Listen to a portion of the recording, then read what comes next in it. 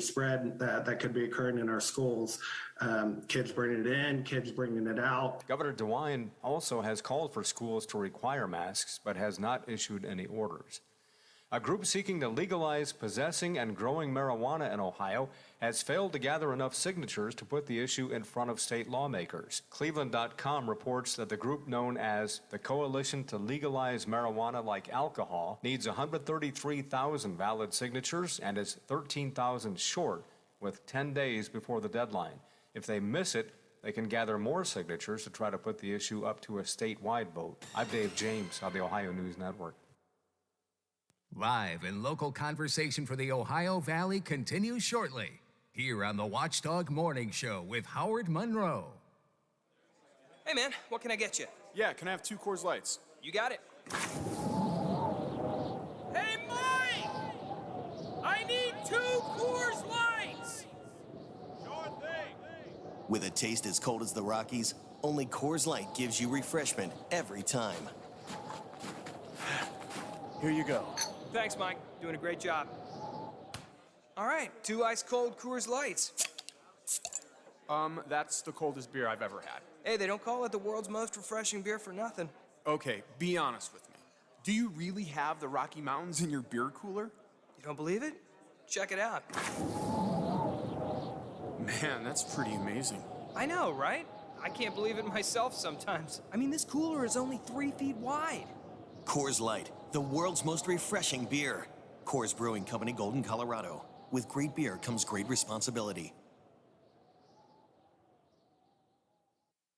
Sick of waiting for your furniture to arrive? Menards has the furniture you need in stock. Plus, you get a free rug. That's right. Buy any upholstered living room furniture at $2.99 or more and get a free 5x7 area rug. That's $149.99 in savings. Need a new chair? How about a sectional, a new recliner, or love seat? Buy one today, get a free rug. Hurry up, get to Menards before they're gone. In-store only while supplies last. Save big money at Menards.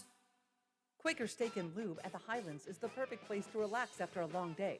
Happy hour from 3 to 6 Monday through Friday. Get $2 off appetizers, $3 off domestic drafts, and house wine specials. Quaker Steak and Lube, voted Best Wings USA. Quaker Steak and Lube at the Highlands with another steal of a deal. Get a steak burger and fries all day Monday for only $8.99. It's also Military Mondays. The Lube will take 25% off for all veterans, active duty military, and first responders. Quaker Steak and Lube, voted Best Wings USA. 304-214-1600. Call the Watchdog with your thoughts. We'll be right back to Local Talk. Hello, everyone, from the Watchdog. I'm the Storm Tracker, Darnell Foster, with a look at your local weather forecast for your Tuesday. Look for partly to mostly sunny skies, a daytime high of 44, the overnight low of 31 under partly cloudy skies. Clouds, limited sunshine around for your Wednesday, with highs in the low to mid-40s. Have yourself a great day, everyone. From the Watchdog, I'm Darnell Foster. The views and opinions expressed on the following program are not necessarily those of this station or its sponsors. I got a question for you. How are you at trivia? Would you like to hear some trivia? What? Why would you ask me that? It's Trivia Tuesday! Today, January 4th, is National Trivia Day. Okay, Trivia Meister. Oh, look. It's our trivia buddy. I love trivia. You love trivia. All this knowledge exploding inside my brain. I don't know what to do with it. But you don't know everything. It's trivia. No. It's showtime.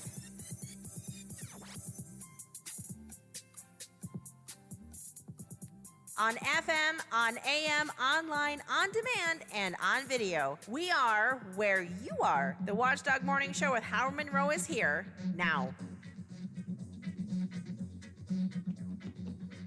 It is 23 degrees, moving up a teeny tiny bit. 23 at the Wheeling, Ohio County Airport, 21 degrees.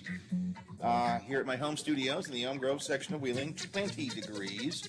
At the Robinson Auto Group Studios, downtown Wheeling, in the heart of the Ohio Valley, we are looking at, it feels like temperature 12, 14, somewhere in that range, depending on where you are. Bottom line is cold morning is what I'm trying to say.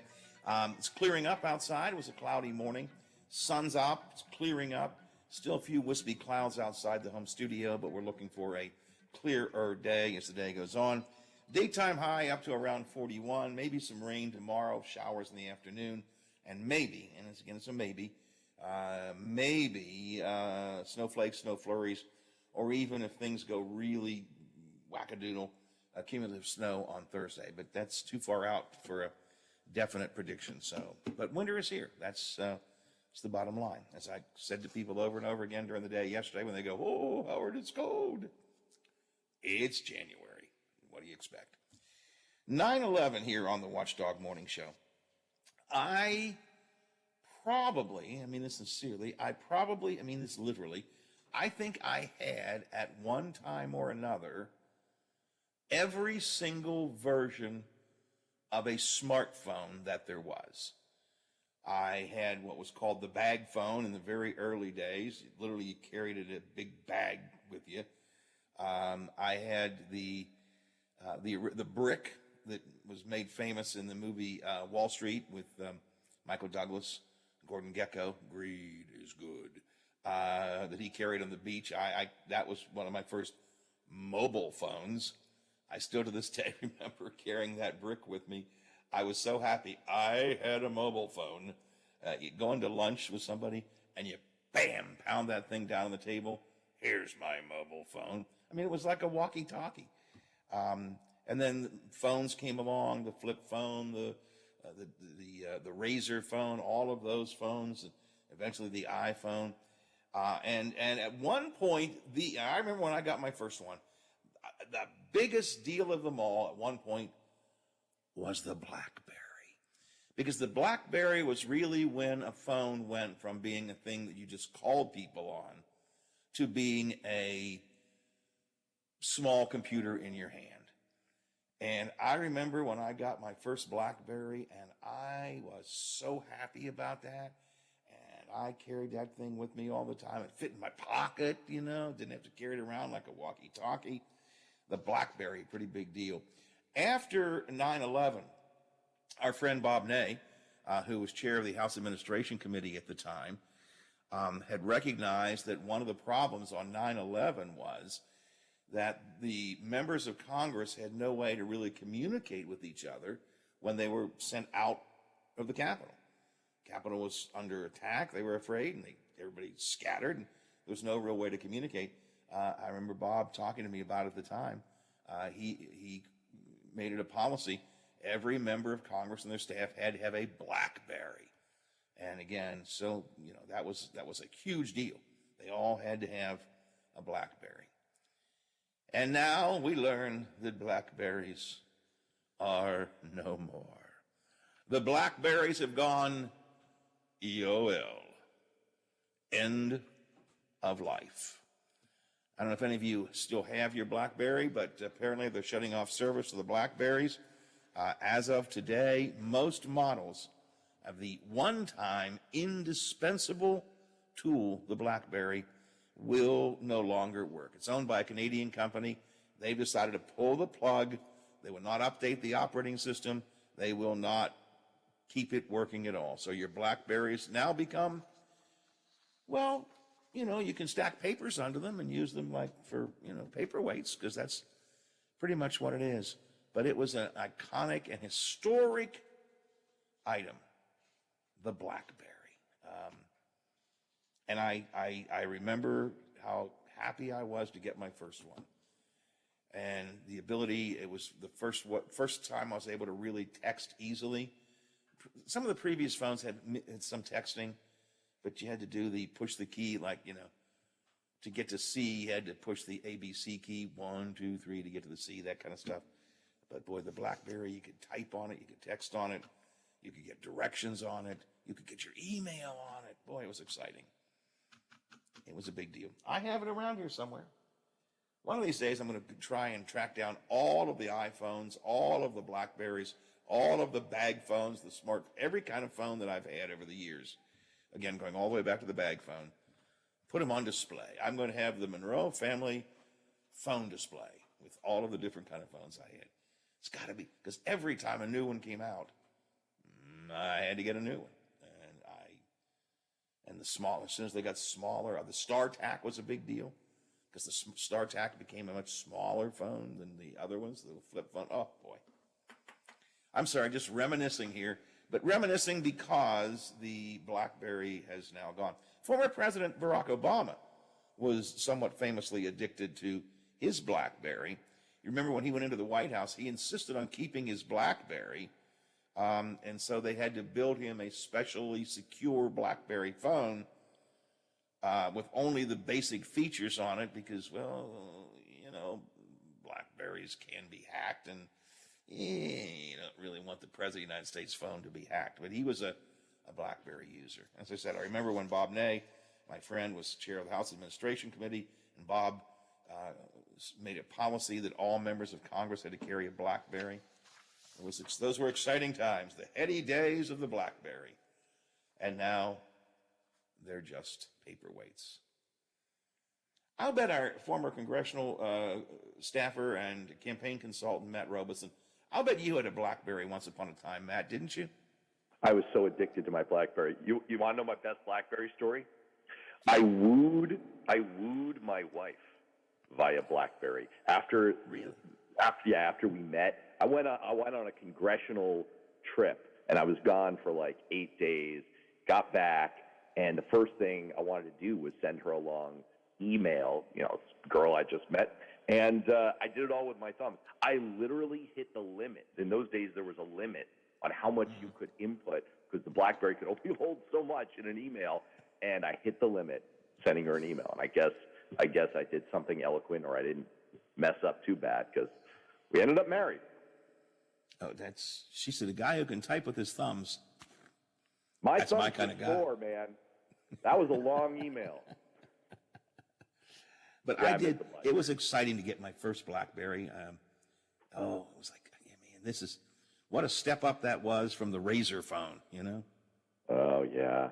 Well, they were great, and you know what used to happen so each party has a cloakroom. I guess it's kind of like a lounge that you can step into off of the floor of the House of Representatives. And for a while, they had what they called a BlackBerry patch. It was where all the chargers were lined up, where you could put your BlackBerry. There were all these rules around BlackBerry, and it became actually very important, you know, as you were alluding to with Chairman Ney. It was very important post 9/11 as a communications system, and then of course we started getting alerts when there were security problems, when they put up all that security after 9/11. So BlackBerries occupied kind of a sneakily important part of congressional culture for a long time. Yep, I loved it, and I could do all kinds of things with it, and didn't have anything really that important I had to do with it, but it was just nice to know I could do it. And when the iPhone came along, I didn't want to give up my BlackBerry.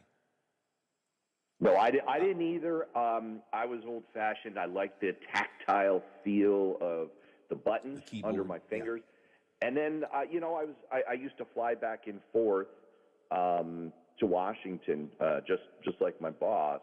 And I was living in New Hampshire at the time, and I lost my BlackBerry at the airport, and that was it. After that, it was silly. It was like, you know, it's like if your car breaks down, and it's not like a classic car. Like, let's say it's like a 1980s Corolla, and it's like, all right, it's time. I need something a little more modern. So that was the end of the BlackBerry for me. When the iPhone first came online, and my oldest son is a very techie guy, he still is in IT, and he said he got an iPhone. Dad, you got to have an iPhone. And I got one, and it was one of those, you know, 30 days, you could return it. I used it for a couple of weeks, and I took it back. I said, this iPhone thing, it's never going to last. It's not going to survive. So I kept my BlackBerry for a while, but then eventually I went back to the iPhone, which I now can't live without until probably something else comes along. Who knows? Yeah, well, it's nice to know that big corporations who have our best interests at heart have technology that they've so thoroughly embedded in our lives that we develop emotional connections. I don't like to have my phone too far away from me, and that's bad. I need to see someone about that. I was at a meeting last night, and we were talking about, we all have our Apple Watches and our iPhones, and we were all talking about how we use them, you know, and what they do for us, and how far away you can get from your phone before you watch.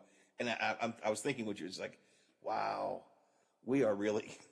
I mean, this is where we've come to. Our conversation is, how far do you use your Apple Watch? It's just, we live with technology, I guess. We live with technology.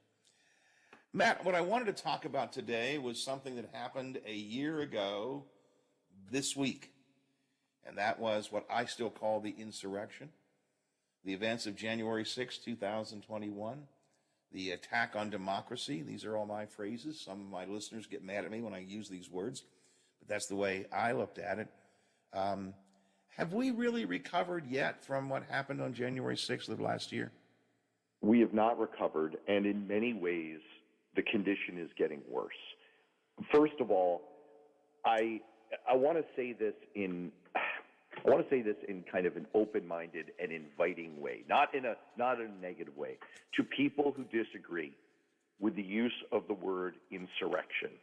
And I hear you. I really do. I understand that there are strong feelings on this. I'm not trying to pick a fight on this, but I would just invite you to look up the dictionary definition of an insurrection.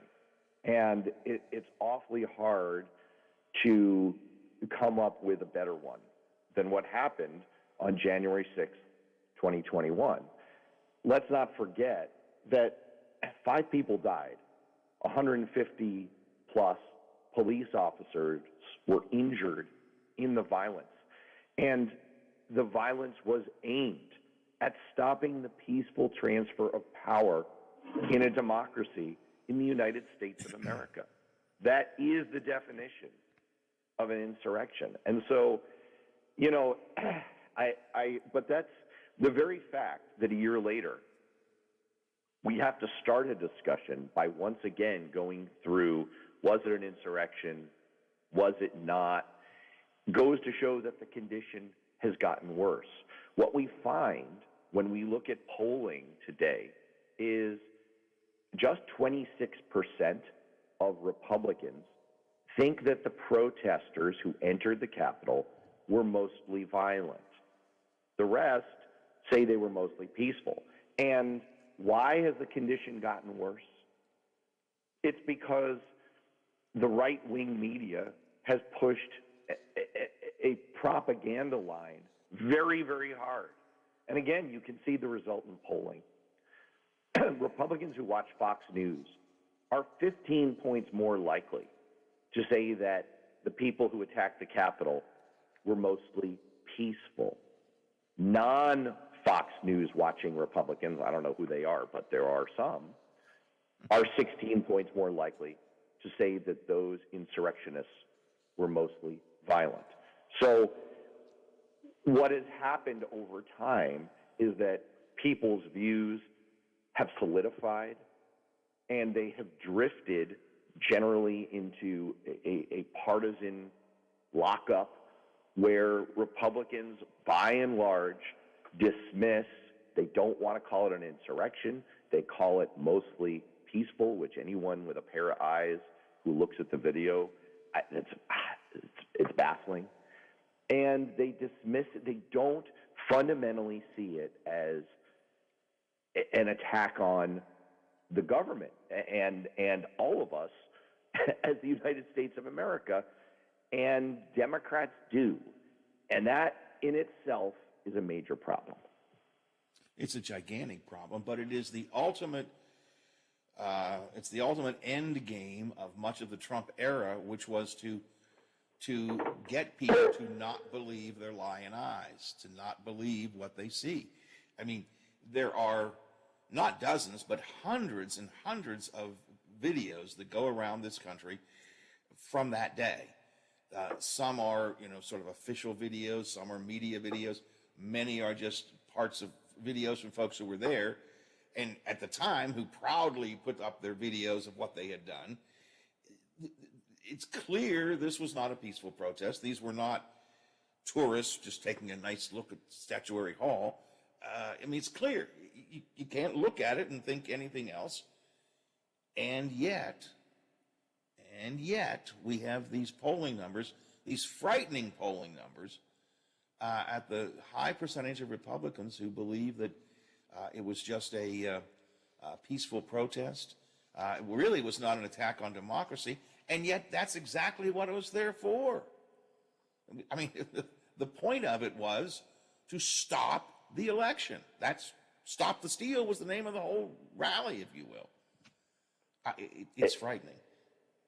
Well, if it was such a peaceful protest, why have 725 people been charged, 31 people already in jail, and the key attackers are still, the Justice Department is still trying to figure out what major charge to bring against them?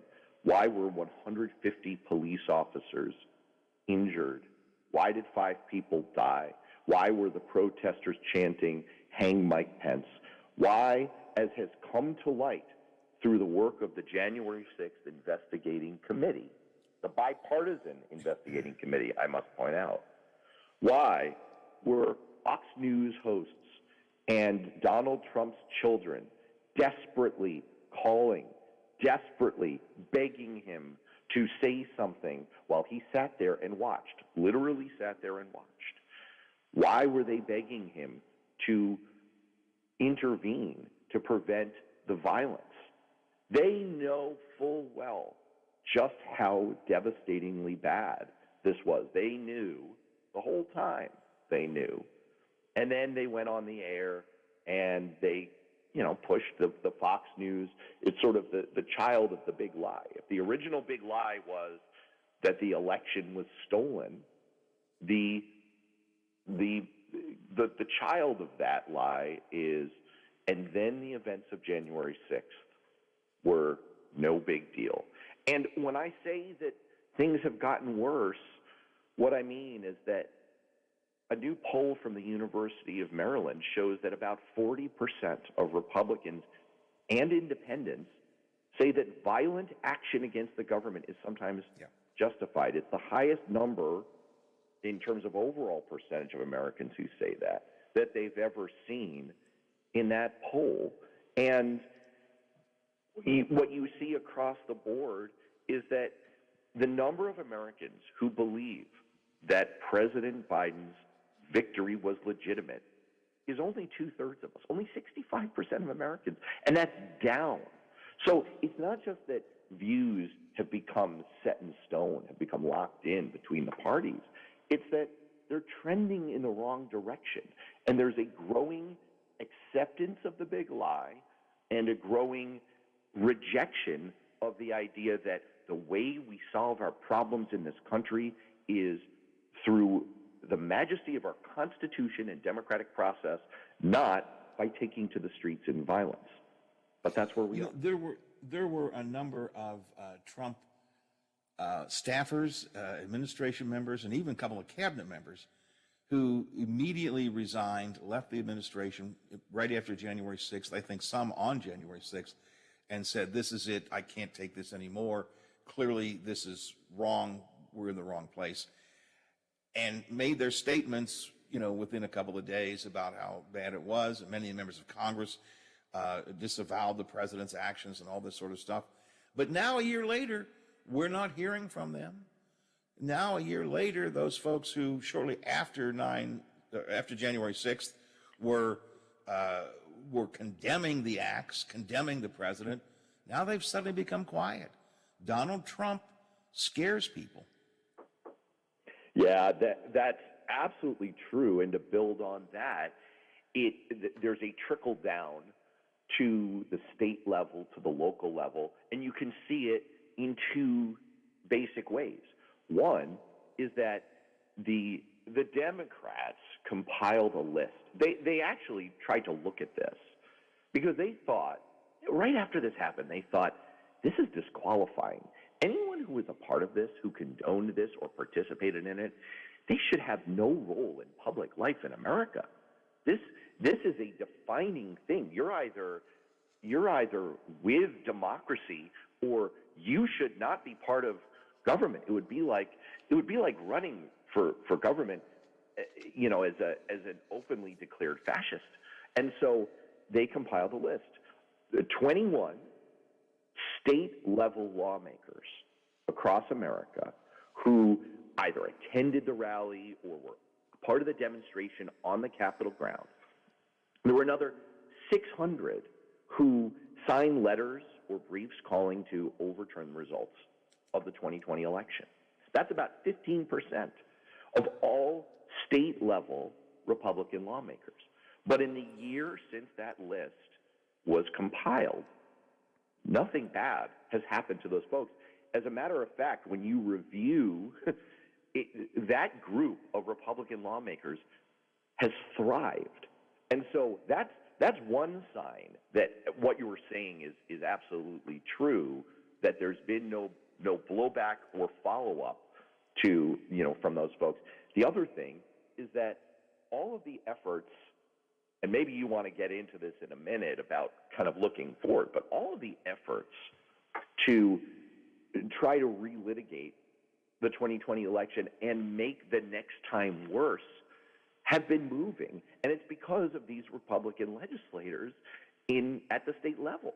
And so what we've seen is 24 new state laws that allow Republican-led legislatures to go in after an election or beforehand and remove election officials for no cause, to overturn results, to monkey with the administration of elections, to put their thumb on the scale so that, Democrats have a harder time voting, so that results from Democratic majority areas are more carefully scrutinized or thrown out.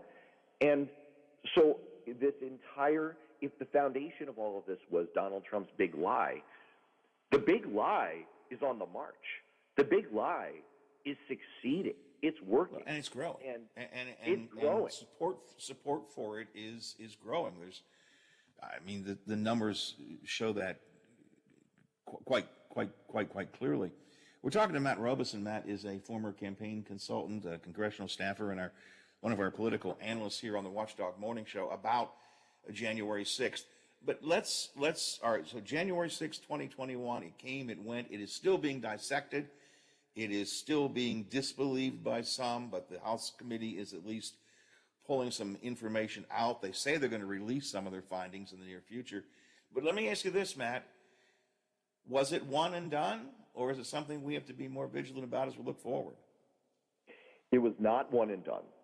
And the reason is basically everything you and I were just saying, which is that the conditions that led to the insurrection are on the march. The belief in the big lie is growing. The infrastructure of insurrection, the laws that lead to monkeying with elections, with Republicans being able to overturn and subvert election results, are moving forward. And the penalty the Democrats thought that anyone connected with the insurrection would pay has not come up. The corporations who said that they would not support anyone involved in the insurrection have quietly resumed giving donations to those folks and supporting them. They got the headlines, and now they're back to giving money where they chose to. That's right. And voters don't seem particularly interested in this issue. The problem for Democrats in many ways is that from the Democrats' standpoint, like I said, this is a disqualifying event. This is like someone coming out. This is like saying that you're David Duke, coming out as a Nazi. This is just a fundamental watershed thing. If you are associated with the insurrection, it should be a no-brainer that you should not be a part of public life. And yet, I know I've hit you with a lot of polling results, but another one that I think really flew under the radar from the last week is that Politico and Morning Consult did a survey and found that 47% of voters say that January 6th will have no impact at all on who they vote for in the midterms. 31%, only 31%, probably mostly Democrats, say that it'll have a major impact. And so there's no penalty, there's no sanction, and the conditions for an even bigger rigging by Republicans of the next election are in place. And the final thing I'll say, I know I've been on your show before and talked about my Newsweek article about why 2024 will be even worse. And everything I said in that article a few months ago, I continue to think is true and has only become more true. All of the conditions are in place for the next time to be much worse with really disastrous outcomes for all of us, for the country and for democracy. And so I really try to be a happy warrior and a sunny optimist on most issues. On this one, I am not upbeat. We had, in conjunction with the things you were saying, we had the 3 retired military generals about a month ago who wrote an op-ed for the WAPO, warning about 2024, warning about their concern that the chain of command can be broken, that even folks in the military, some folks in the military are part of the believers that it's time to make some changes. They believe we need to take some kind of proactive steps to try and prohibit this, to try and get the chain of command back under control and so on. I mean, it's frightening. I tend to think of the military at least as a unified body, but it isn't. And we saw some of that during the insurrection, and we're hearing more and more about it now. Members of the military, ex-members of the military, who are part of the, I don't know what you want to call it, the Stop the Steal, January 6th type activity. It is a very depressing thing to look at. It is, and there is a good news version of this and a not so good news version of this. The good news version of it is that brave people with integrity, many of them Republicans, like Brad Raffensperger, the Secretary of State of Georgia, stood firm in 2020. And it was on the strength of their backbone and integrity that a far worse outcome was averted. And you saw it in the Michigan Board of Elections, and you saw it in Georgia, and you saw it with some members of the military who said flat out, we are affirming we are not going to intervene here. And you saw it in Mike Pence, who we now know with documentary evidence was presented with options to overturn an American election and essentially have a constitutional coup, and said, no, I'm not going to do that. The thing is that our system ultimately does come down to people. And we've seen in history, look, we prevented World War III in several instances because military officers who you've never heard of in some lonely command center in both the Soviet Union and the United States got a signal, hey, the bombs are on the way, and they said, no, I'm not going to turn the key and launch because I don't believe it, and their caution is what saved all of us. And we still are, to some extent, with our democracy, relying on people like that. The problem is that the layers of protection around them in our laws are getting thinner and thinner, and that is a real cause for concern. Well, the Raffensperger, in fact, specifically him and others are already under attack. They may not be around the next time. There are people who are trying to take that position from him that say what we would have done is we would have gone when Trump called and said, "Find me some votes." We would have found them. I mean, we can't count on. We were lucky, I guess, in the last circumstance. We can't count on that luck again, which I think is why Chuck Schumer, just in the last 24 hours or so, has really been trying to put the revision of election laws front and center once again, trying to get them passed, maybe only with the 51 votes in the Senate, although he's going to run up against Joe Manchin again probably. But, I mean, those issues, the election issues, are some that don't resonate with the general public like child care tax credit does, The election issues are a little more complicated, and so you don't have a lot of the public going, yeah, let's do that. You have activists saying it, but you don't have a lot of the general public saying it. But I think Schumer is going to try to make a push to get some changes made. I just don't know that he can do it in the Senate. Yeah, it's the Churchill strategy, which is, Winston Churchill said Americans always do the right thing after they've tried every other alternative. And, we've spent the last year sort of trying every other alternative, and there was a legitimate attempt to pass H.R. 1, which was, it was a flawed bill, but they did try that.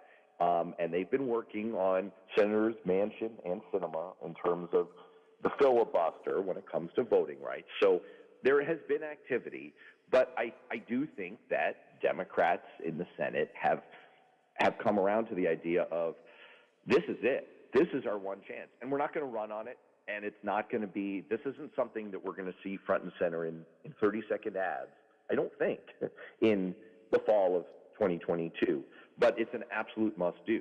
We're talking about saving the country, and I'm not being hyperbolic about that. I don't mean to be all lofty about it, but the way we vote, that is it. That is the foundation of everything. And if it can be so nakedly, brazenly manipulated as Republicans and state legislatures are trying to do by suppressing the vote and subverting the vote, then we do not have a democracy left. And so it's an absolute must-do. And look, Senator Manchin has said that he supports renewing the John Lewis Voting Rights Act. And I think they're going to give it a real try. And there is some traction on the right, believe it or not, when it comes to reforming the Election Count Act of 1887, which is part of what got us into so much trouble in the presidential election this last time around, and that would be a good thing to fix too. So maybe we can get this done, but I don't think it's going to be like an election messaging issue. I saw a tweet just this morning. I don't think it was from anybody in particular, but it was a tweet, and it said, I don't think a lot of people understand what attack on democracy really means. And I think that's probably true. Matt, I got to move on. People can listen to you, Great Ideas Podcast, Beyond Politics Podcast. You do write for Newsweek and Alternet and a number of other places. We'll find you there. And probably the easiest way for listeners to follow you is to follow you on Twitter. Twitter, Matt L. Robeson. Yeah, Matt Don't L. forget Robeson. that L. You'll find him. Matt L. Robeson, Yep. and it's not Robinson. Yeah, that's true. Check that out and follow Matt. And when there are new podcasts up or new articles up, you'll get an alert to it on Matt's Twitter feed. Matt, I have to run. I'm dramatically behind time, and Biff is going to really hit me with a big stick if I don't get to the newscast. So, have a great New thanks Year. for joining us this morning. Always appreciate your input and your insight, and we'll do it again in the near future, I guarantee you. Thanks so much. Thanks a lot. Matt Robeson, former campaign consultant and congressional staffer, political analyst, podcaster, and with us on a frequent basis. All right, Biff, I'm sorry. Go ahead and hit me with the stick if you want to, but better get to the news and then hit me after that. Here's news headlines from Metro News. The Metro News Update is brought to you by Thomas Auto Centers, Mall Road, St. Clairsville. Get the best deal at Thomas Auto Centers. West Virginia.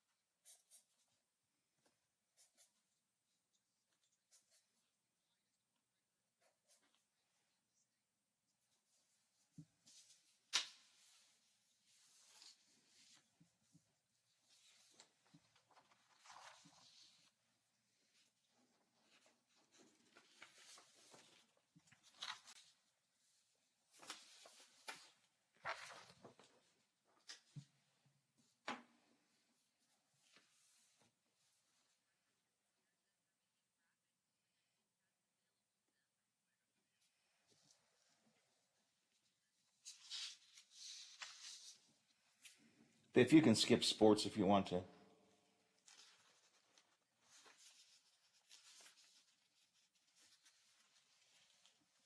Okay, as long as you think we're going to make it, I'm fine. I need to get a FanDuel in. Okay, I need to get a FanDuel in before them too, but I can squeeze that in, no problem.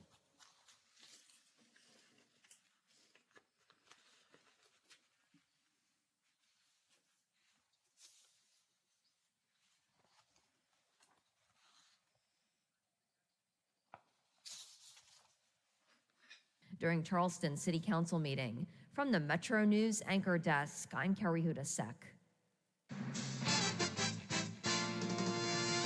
Metro News Sports, good morning. I'm Kyle Wiggs. Marshall quarterback Grant Wells says he's leaving the program. Wells announced on social media Monday his desire to enter the transfer portal. He threw for 3,532 yards this year with 16 touchdowns. In 2 seasons as Marshall starter, Wells threw for 5,623 yards, 34 touchdown throws, and 9 more rushing touchdowns. He was the Conference USA Freshman of the Year last season. Longtime South Charleston head football coach Donnie Mays is taking over as head coach at Hurricane. Mays spent 16 seasons as South Charleston, including the last 9 as head coach. Mays' head coaching record is 55-47 as the Black Eagles have qualified for the playoffs 8 times during those 9 years. South Charleston was awarded the 2020 AAA state championship in the COVID-shortened year, finishing 6-0. Mays also guided that team to the 2014 Super 6. Now he's on to Hurricane. Mountaineer basketball player Taj Thwaite is transferring. Thwaite played in just 12 games in a season and a half at WVU. He played 33 minutes with 7 points, 7 rebounds during that span. The Mountaineers are next scheduled to host Kansas State coming up on Saturday after Monday's game at TCU was postponed. You're listening to Metro News, the voice of West Virginia. Monday Night Football, the Steelers' defense sacked Baker Mayfield 9 times. That included 4 from T.J. Watt, who has a league-high 21 sacks. Ben Roethlisberger threw a touchdown pass in his final home game with the Steelers. He finished 24 of 46, 123 yards, touchdown, and an interception. Pittsburgh beat Cleveland 26-14. The Steelers are 8-7-1. From the Metro News Sports Desk, I'm Kyle Wiggs. Are you or your loved ones facing a serious legal battle? The law office of Paul Harris wants you to know you aren't alone. Do you need someone that's not afraid to go to trial and fight for your rights? Attorney Paul Harris and his team are willing to go where most firms are not. The courtroom. With a successful track record in civil litigation, criminal defense, including tax issues and healthcare fraud, Harris Law Office will fight for their clients by offering the most aggressive representation in and out of court. Call Paul Harris at Harris Law Office for a free consultation. 304-232-5300. Quaker Steak and Lube at the Highlands is the perfect place to relax after a long day. Happy hour from 3 to 6 Monday through Friday. Get $2 off appetizers, $3 off domestic drafts, and house wine specials. Quaker Steak and Lube, voted Best Wings USA. Quaker Steak and Lube at the Highlands with another steal of a deal. Get a steak burger and fries all day Monday for only $8.99. It's also Military Mondays. The Lube will take 25% off for all veterans, active duty military, and first responders. Quaker Steak and Lube, voted Best Wings USA. West Virginia Outdoors is the Mountain State's only hook and bullet radio show, dedicated to the more than 250,000 hunters and anglers across the state. Award-winning host Chris Lawrence has been tracking down hunting and fishing stories for more than 25 years. Went in behind a little birch tree and head. I reached down and got the bow positioned and found its horns and dropped down and shot it in the neck. Whether it's hunting and fishing news, it tracks roll super well, but not with a 60-pound carp tied to the side. Or just compelling stories about the enjoyment of the great outdoors. How close did you let him get in before you let fly on him? He was about 18 yards, Chris. He got turned in the right angle there, and I touched off the trigger. And when I hit him, he ran kind of up the hill, which scared me at first. West Virginia Outdoors covers it all. Saturday mornings at 7:06 a.m. And for your daily fix, Outdoors Today brings you 2.5 minutes of news and notes from the woods and water every weekday morning. No one covers the great outdoors like Chris Lawrence. And Metro News, the voice of West Virginia. Miss a part of the show? Want to hear a segment again? Check out our podcast page at watchdognetwork.com. The Watchdog Morning Show with Howard Monroe continues. We have talked quite a good bit over the past year or so about our friends at FanDuel Sportsbook. They are making every moment more this season. First off, FanDuel Sportsbook is an official sports betting partner of the NFL. That means you can place all of your bets on the NFL, including the Super Bowl, on a trustworthy app that's also easy to use. Basketball fans celebrate the NBA's 75th anniversary season on FanDuel Sportsbook. Right now, new customers can place their first bet risk-free. This is new customers. First bet risk-free. Place a bet. If you win, you win. You get your money, you get your winnings. Life is good. You're happy. Everybody's happy. If you lose on that first bet, FanDuel puts back into your account the bet that you made up to $1,000, and you can use that money again. If you've been thinking about joining FanDuel, this is the perfect time to do it. Give it a shot. It's easy to use. I've talked about that often over the year. Very simple, even for newcomers to figure out how to use it, how to manipulate it. Very easy to sign up for. Make sure you use my name, Monroe, in the promo code box. That way they know that we sent you here from the Watchdog Morning Show. And your withdrawals can be very quick, within a couple of hours after you win. So check it out. The FanDuel Sportsbook app. No better place to bet on the NBA than FanDuel. And if you already have FanDuel, they're hooking all customers up with $50 when you refer a friend. Plus, your friend will get $50 as well. So see for yourself why FanDuel is America's #1 sportsbook app. Just download the FanDuel Sportsbook app, sign up using my name, Monroe, in the promo code box. Get your first bet risk-free up to $1,000 and make every moment more this NBA season.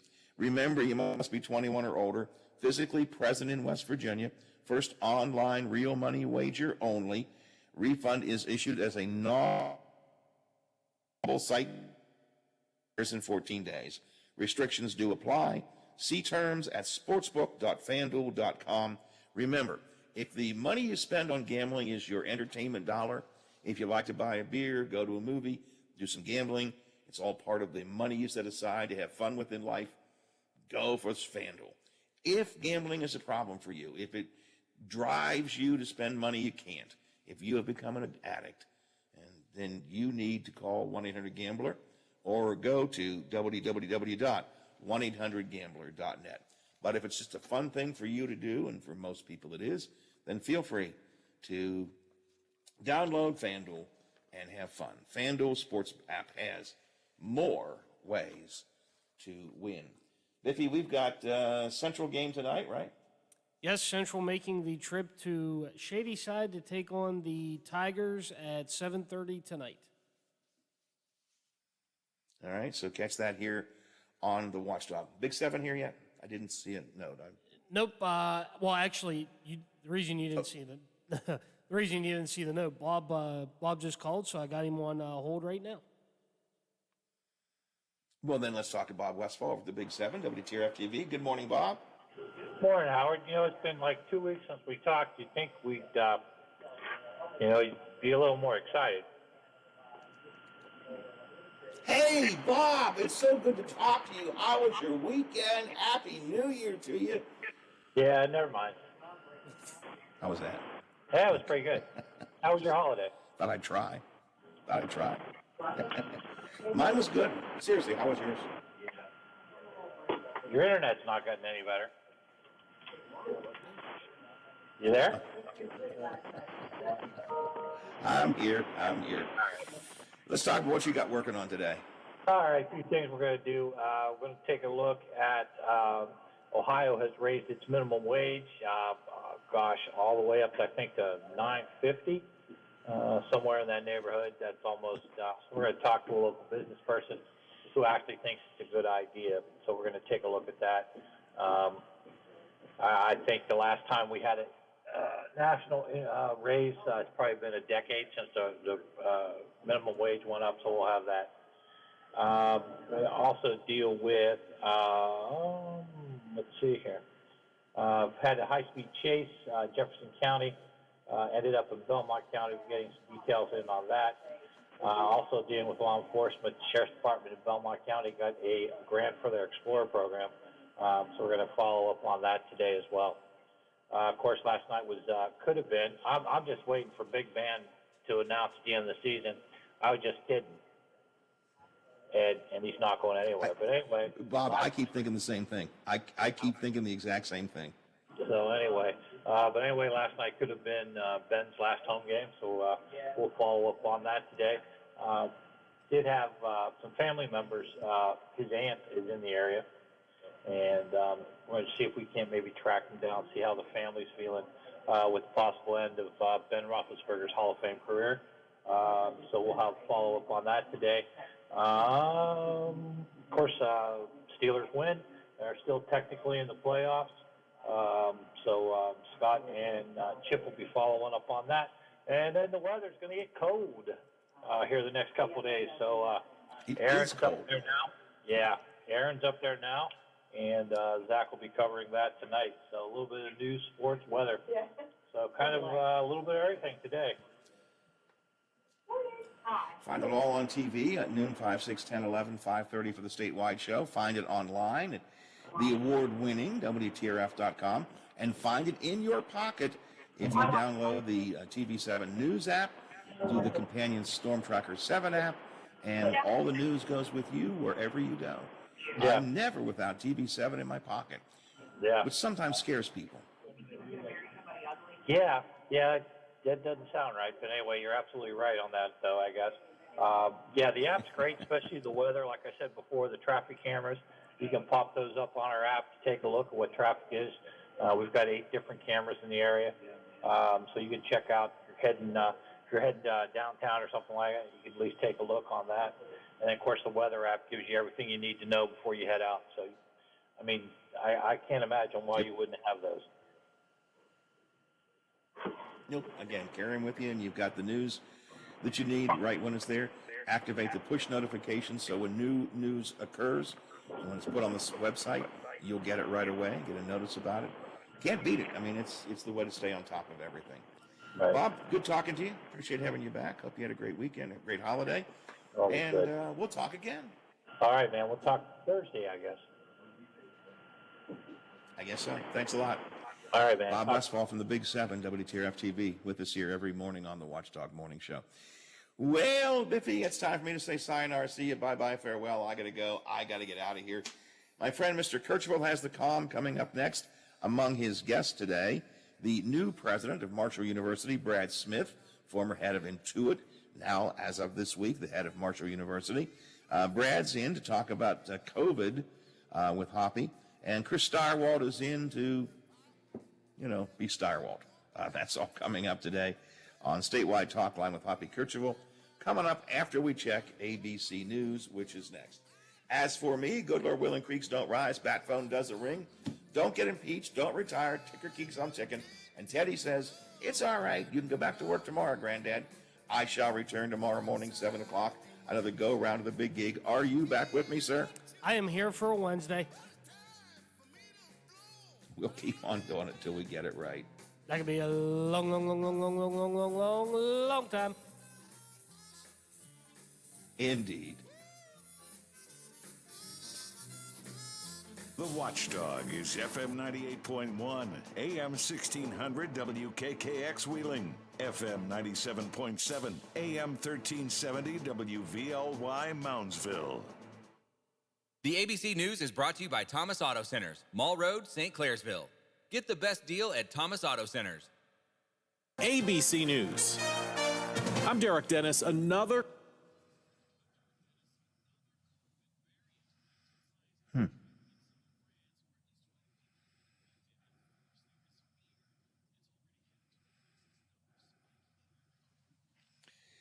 All right, Biffy, we made it through.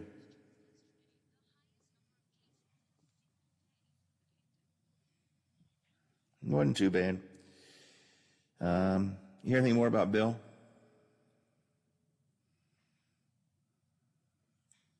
Yeah, okay. I'll check with Kayleen, see if she knows anything else. All right. Don't know what I've got tomorrow. I got Thursdays looking pretty good. Do I have anything tomorrow? Not yet, but I'll make something happen for tomorrow. We'll get something going. And, yeah, if we don't, we always can get through. But I'll get something going for tomorrow, probably. I'm not sure what. City Council's taken up this accessory building thing that Ben and I talked about yesterday. They're beginning the process today, so we'll have that to talk about. That's going to be an ongoing story. All right. Everything working all right as far as you know? No problems, no complaints?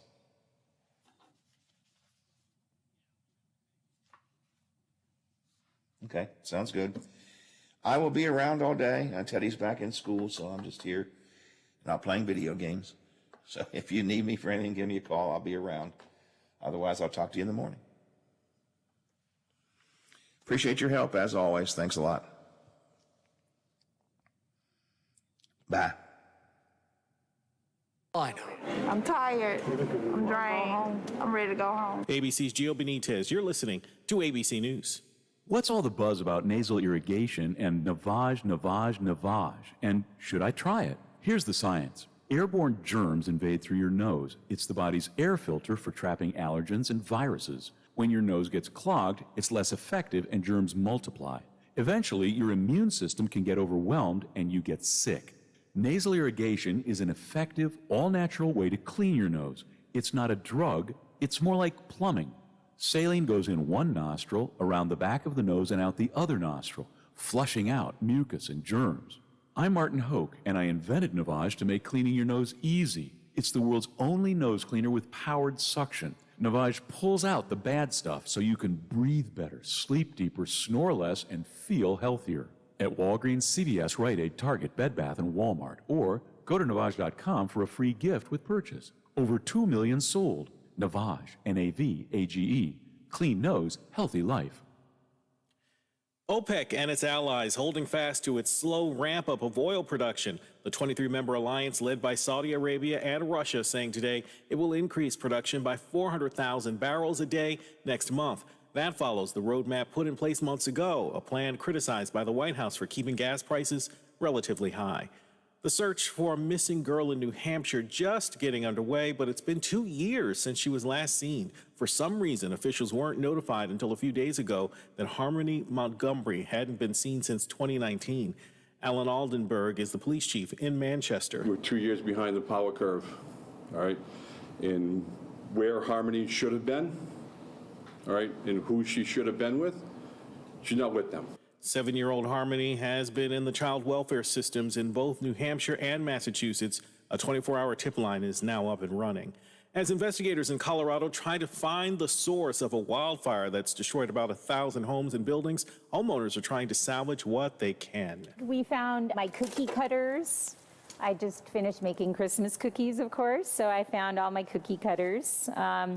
A lot of them came from my grandma. Barb Benish in the town of Superior. AT&T agreeing to delay the rollout of new high-speed 5G wireless service for another 2 weeks amid concerns that it could interfere with safety systems on planes. This is ABC News. Liberty Mutual Insurance Company presents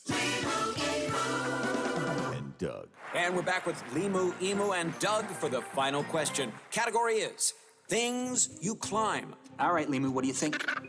You sure? We're going with Liberty Mutual customizes your car insurance so you only pay for what you need. Oh, so close. We were looking for stairs. Huh. Only pay for what you need. Liberty, liberty, liberty, liberty. I'm Derek Dennis, ABC News. This is Bill DeFabio, your host of the Variety Show with Bill DeFabio. Heard on the Watchdog Monday, Tuesday, Thursday, and Friday. Join me from noon till 2 to talk sports, nostalgia, and hear from some of the legends of the game. You won't believe who I have on next. The Bill DeFabio Variety Show, heard on the Watchdog Monday, Tuesday, Thursday, and Friday. Tune in and get with the program. I'm Bill DeFabio. Join me for the Variety Show on the Watchdog. Hello, everyone, from the Watchdog. I'm the storm tracker, Darnell Foster, with a look at your local weather forecast for your Tuesday. Look for partly to mostly sunny skies, a daytime high of 44. The overnight low of 31 under partly cloudy skies. Clouds limited sunshine around for your Wednesday with highs in the low to mid 40s. Have yourself a great day, everyone. From the Watchdog, I'm Darnell Foster. The views and opinions expressed on the following program are not necessarily those of this station or its sponsors.